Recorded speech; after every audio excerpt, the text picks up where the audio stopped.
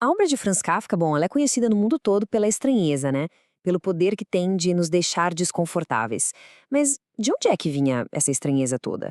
O que alimentava as engrenagens de uma imaginação tão singular? A resposta, e isso é o mais fascinante, talvez não esteja nas histórias dele, mas sim no lugar onde ele as encontrava primeiro, nos seus sonhos. Ok, vamos mergulhar nisso. Com essa imagem, que é curta, mas super desconcertante, o Kafka nos puxa direto para dentro da consciência dele. Isso não é uma metáfora, sabe? É uma sensação física, vívida, tirada ali direto de um sonho. E é aqui que a nossa análise começa de verdade. Para entender Kafka, a gente precisa entender as duas vidas que ele tinha, a vida de dia e a vida de noite. E não é da ficção dele que eu estou falando. A verdade é que o Kafka mais cru, mais honesto, não aparece nas histórias dele, e sim nas anotações que ele fazia dos próprios sonhos. É só parar para pensar nesse contraste. De dia, ele era o homem das regras, dos cálculos, da burocracia.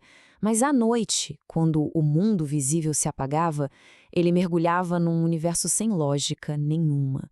Um lugar que ele anotava, olha, meticulosamente nos diários e nas cartas. Agora, o que é realmente interessante aqui é a inversão que essa frase propõe. Geralmente, a gente pensa na arte como um jeito de abrir os olhos, certo?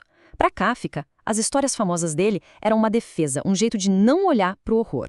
Os sonhos, por outro lado, esses eram a própria verdade, sem filtro nenhum. E ele não só sonhava, ele registrava. E fazia isso de duas maneiras muito diferentes. Era quase como se ele estivesse escrevendo para duas plateias, ele mesmo e os outros. Essa distinção é fundamental. Nos diários, o que a gente encontra é o inconsciente em estado bruto, como o tradutor da obra descreve. São anotações apressadas, meio caóticas. Já nas cartas para os amigos ou para Milena, os sonhos viram pequenas histórias, com ritmo, com humor, uma estrutura narrativa bem mais clara. Ele estava, na verdade, ensaiando a literatura dele. Então, que tipo de imagens é que povoavam essa mente, hein? Os pesadelos dele não eram aleatórios, não. Eles giravam em torno de obsessões temáticas muito profundas, que se repetiam noite após noite. Vamos explorar estas três grandes obsessões que o assombravam. Primeiro, o labirinto, onde a própria realidade se desfaz em arquiteturas impossíveis, espaços que se dobram. Depois, o corpo, que não era um lar, mas um palco para os piores horrores, um objeto passivo de tormento. E, finalmente, a autoridade, uma força opressora que era quase sempre representada pela figura esmagadora do pai dele. Vamos começar com o labirinto. Nesse sonho incrível, Kafka está num teatro, só que o cenário é uma réplica perfeita de uma cidade, e o público está dentro do cenário. A fronteira entre quem assiste e o que é assistido simplesmente some. É fascinante observar a lógica desse pesadelo. Cada passo afunda a gente mais nessa confusão. Onde é que começa a realidade e onde termina a representação? É uma pergunta que ecoa por toda a obra literária dele. O teatro vira a própria vida e a vida uma encenação. E esse labirinto dos sonhos tinha um mapa, que era a cidade de Praga. As ruas estreitas, as galerias, os pátios fechados, tudo isso alimentava os sonhos dele, de arquiteturas impossíveis e espaços que se duplicavam ao infinito, assim como nas ficções dele. Vamos agora para a segunda obsessão, e essa é talvez a mais perturbadora. Para o Kafka, o corpo não era um lar, era uma prisão, um objeto de terror e violência constante nos sonhos. É uma imagem de uma violência fria, mecânica. Não tem um agressor, só uma máquina. O horror aqui vem da impessoalidade, da regularidade com que o corpo dele é desfeito. E, de novo, a violação física. A passividade diante de uma força que a gente não entende, que puxa, rasga e destrói. O corpo dele nos sonhos era algo sobre o qual ele não tinha controle nenhum. E isso nos leva à autoridade. Nesse sonho, a figura do pai é, ao mesmo tempo, divina e cruel. Ele escala a parede quase dançando com uma leveza sobrenatural, enquanto Kafka está ali, lutando desesperadamente na sujeira. A indiferença do pai é a verdadeira tortura.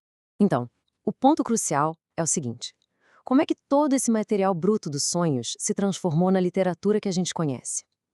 A conexão é surpreendentemente direta.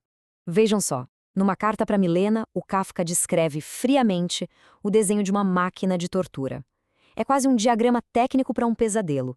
Mas de onde veio essa imagem? A resposta está aqui. Meses antes, no diário, ele descreveu essa sensação de um mecanismo do íntimo, uma roldana nas entranhas. O sonho de uma tortura interna se tornou o projeto de uma máquina externa, a mesma que ia aparecer na famosa história dele na colônia penal. A ligação é simplesmente inegável. No final da vida dele, uma coisa ainda mais estranha começou a acontecer. A fronteira que separava os pesadelos dele da realidade física começou a se dissolver por completo. É impressionante ver a progressão nessa linha do tempo. É de se perceber como o terror escala. Em 1913, o sonho ainda era uma sensação interna, uma pequena chama. Anos depois, em 1916, ele já invade o mundo físico. Kafka acorda literalmente preso. Em fevereiro de 22, a barreira se rompe ainda mais. Os sonhos são como arranhões numa matéria dura, gravados no corpo. E um mês depois, a fronteira final desmorona. A distinção entre vida e terror desaparece. O que resta é só a dor. E isso nos deixa com uma última questão. Ao transformar os sonhos em arte, Kafka estava tentando dominar esses sonhos, dar forma e sentido para eles? Ou ele estava só encontrando um jeito mais elaborado de continuar dentro do pesadelo, só que de olhos abertos? A resposta, talvez, seja o grande segredo da arte dele.